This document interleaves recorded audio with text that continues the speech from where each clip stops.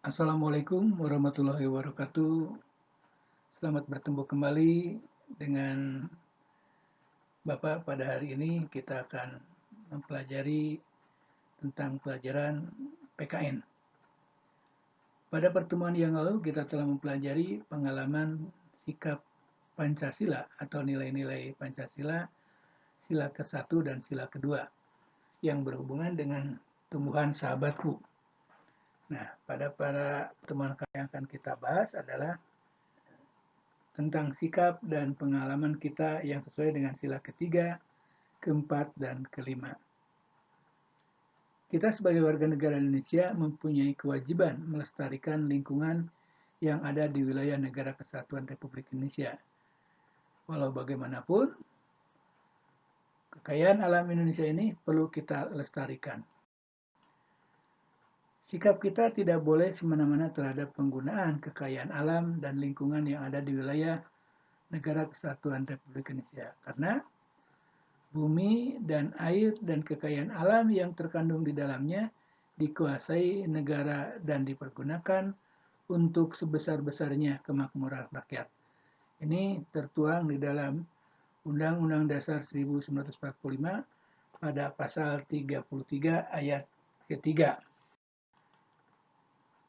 Bagaimana sikap kita yang sesuai dengan sila ketiga, yaitu Persatuan Indonesia, dikaitkan dengan tumbuhan atau lingkungan sekitar kita.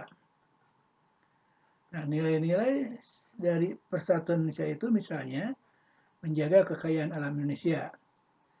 Contoh, tidak merusak hutan, misalkan saat kalian pergi piknik, liburan, camping, ke hutan, ya tidak boleh mengganggu kekayaan alam yang ada di hutan, ya.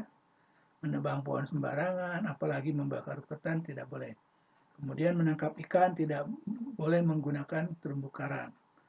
Ya, jadi harus ramah lingkungan. Kemudian melakukan reboisasi. Ya, reboisasi itu adalah penanaman hutan yang gundul.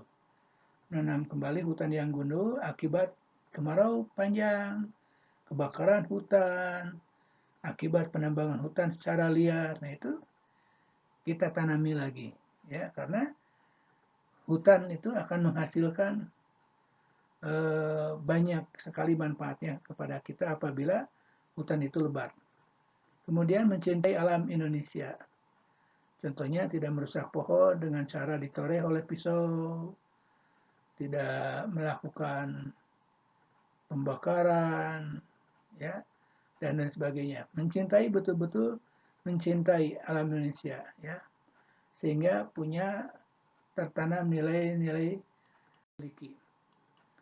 Selanjutnya, ini salah satu contoh gambar bagaimana orang menebang hutan secara sembarangan. Ya. Ini dijadikan sebagai bentuk illegal logging mungkin. Ya. Jadi hutan kayu-kayuan, pohon-pohon yang besar itu ditanami, yang sudah ditanami itu ditebang. Ya. Seharusnya itu melakukan tebang pilih. Sehingga yang ditebang itu adalah pohon-pohon yang memang sudah tua, sudah cukup, ya, kemudian disusul dengan penanaman kembali tanaman yang baru. Nah, bagaimana sikap kita yang sesuai dengan sila keempat, yaitu kerakyatan yang dipimpin oleh hikmat kebijaksanaan dalam permusyawaratan dan perwakilan.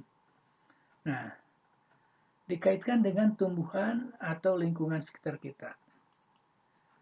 Contoh misalkan nilai-nilai sikap tersebut adalah memanfaatkan alam sesuai kebutuhan. Ya. Contohnya tidak boleh menebang pohon secara sembarangan untuk dijual belikan. Atau kita menangkap ikan dengan terumbu karang. Atau kita menguasai hasil tambang. Misalkan batu bara, misalkan gas alam, dikuasai oleh kita, dikelola oleh kita. Tidak boleh. Karena harus sesuai dengan kebutuhan. Kebutuhannya hanya untuk makan sehari-hari, yang Amerika ya sesuai dengan kebutuhannya. Ya, ke hutan mencari kayu bakar, ya cukup mengambil ranting, tidak menebang pohon yang besar. Ya. Nah, kemudian apalagi tidak membuang limbah pabrik ke sungai. Nah, pendirian pabrik harus memperhatikan kepentingan lingkungan, harus ramah lingkungan. Jadi banyak pabrik di Indonesia, ya termasuk di kita juga, banyak pabrik yang membuang limbah ke sungai. Ya, seperti Citarum, sungainya dulu kotor akibat pabrik-pabrik membuang limbahnya ke sungai. Sehingga sungai menjadi hitam pekat akibat dari racun kimia limbah pabrik yang dibuang ke sungai, sehingga ekosistem sungai menjadi mati. Ya, organisme yang ada di sungai itu mati. Sehingga air tidak baik. Airnya menjadi hitam, menjadi bau, ikan-ikan tidak bisa hidup, ya. Tumbuhan-tumbuhan yang lain tidak bisa tumbuh karena sudah teracuni sungainya oleh limbah pabrik. Nah, kemudian melakukan kegiatan gotong royong melestarikan lingkungan. Ya, contohnya menanam hutan dengan pohon yang besar, ya, yang bisa melindungi hutan supaya tidak terjadi longsor ketika hujan, ya, tidak terjadi erosi, pengikisan lapisan tanah, ya. Kemudian juga misalkan membersihkan sungai, ya. Kalau sungainya banyak sampahnya, itu dibersihkan supaya ketika musim hujan airnya bisa mengalir tanpa hambatan, ya. Kalau terhambat, tersumbat, maka akan banjir. Nah, ini adalah contoh illegal logging. Artinya orang tidak bertanggung jawab menebang hutan secara sembarangan, ya, kayunya dipotong sesuai dengan ukuran, dijual belikan, ya. Nah, ini sudah bertentangan dengan undang-undang, ya, dengan Undang-Undang Dasar 1945 pada pasal 33 ayat 3. Karena kekayaan alam Indonesia itu dikuasai oleh negara. Kenapa dikuasai oleh negara? Karena hasilnya untuk kepentingan negara, untuk kepentingan rakyat. Ya. Hasil hutan itu untuk kepentingan rakyat, untuk pembangunan, untuk membayar pegawai, dan lain sebagainya. Nah, ini adalah salah satu contoh bagaimana kepedulian masyarakat terhadap lingkungan. Bahu-membahu bergotong royong membersihkan lingkungan, ya, membersihkan parit, sungai, supaya ketika musim hujan paritnya itu bisa mengalirkan air.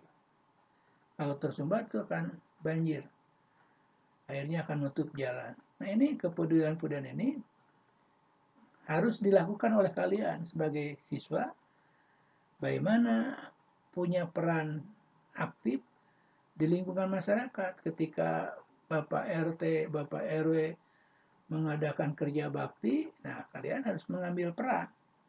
Apakah itu mengut sampahnya, membantu menggotong sampah, ikut mencacar tanaman atau pohon-pohon yang menghalangi jalan. Nah, itu kan bagian daripada kepedulian terhadap lingkungan.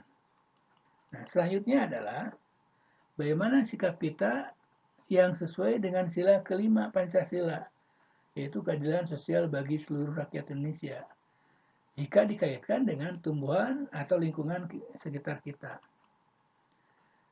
Nilai-nilai sila keadilan sosial bagi seluruh rakyat Indonesia itu misalnya adalah tidak boleh menguasai kekayaan alam Indonesia untuk kepentingan pribadi atau golongan.